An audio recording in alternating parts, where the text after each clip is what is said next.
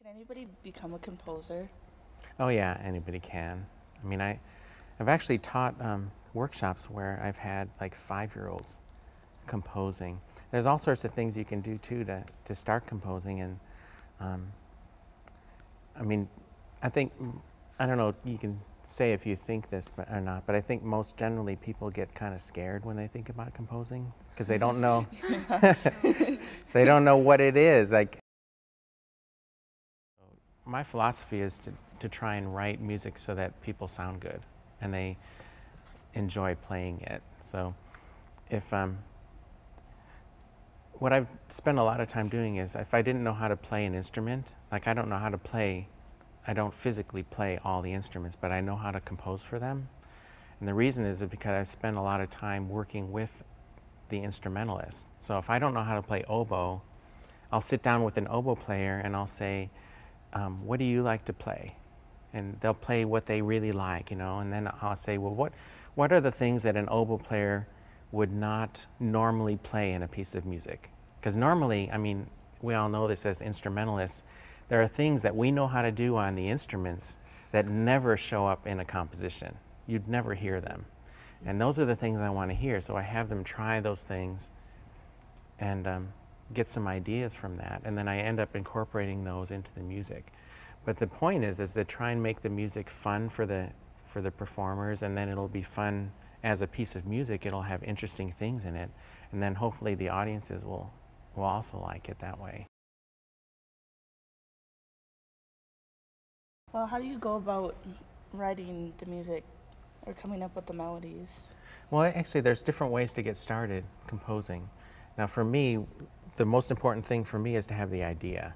I always go for the idea first, because I figure if you don't have a good idea, you could write something that's pretty good, and it could be considered well-crafted music in a sense if you know your skills.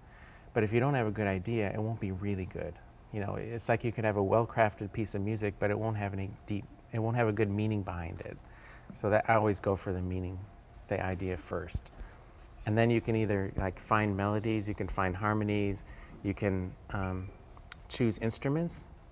Like working as a professional composer, if a string quartet comes to me and says, we want music from you, then I already know right away that I have to have, 2 violins, a viola, and a cello. And that's where I start. So I start imagining the sounds of those instruments.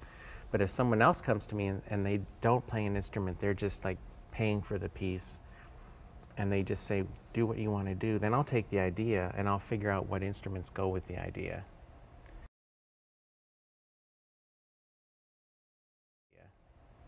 Once I composed a piece of music from a cinnamon roll. I did. I went to a breakfast place, and I ordered a cinnamon roll, and I was just like zoning out a little bit, having coffee, and I looked at the cinnamon roll, and it was like the most perfect swirl I'd ever seen in a cinnamon roll, and I was like, wow, and that would be such a cool idea. And then I started imagining all these sounds, swirling around and everything, and then I made a decision that I converted the cinnamon roll swirl into a snow flurry.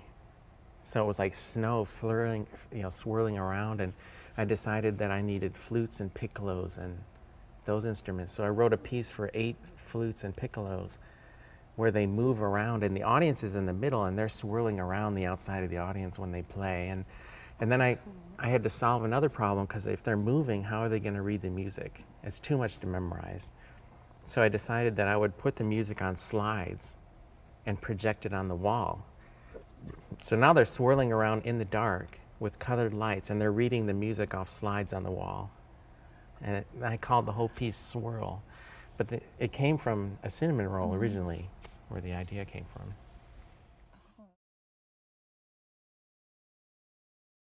Where did your idea come from for the grandmother song? Came from my grandmother, really. I had this music that I was using for a symphony. I just finished a big, huge symphony that's my powwow symphony. It's like sort of a cross between a Native American powwow festival and a symphonic orchestra, if you can imagine that mix.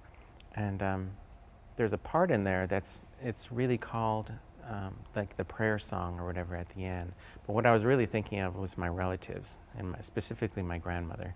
She passed away in the summer of '98, and she was 87 years old, and she just spent her whole life living on the reservation.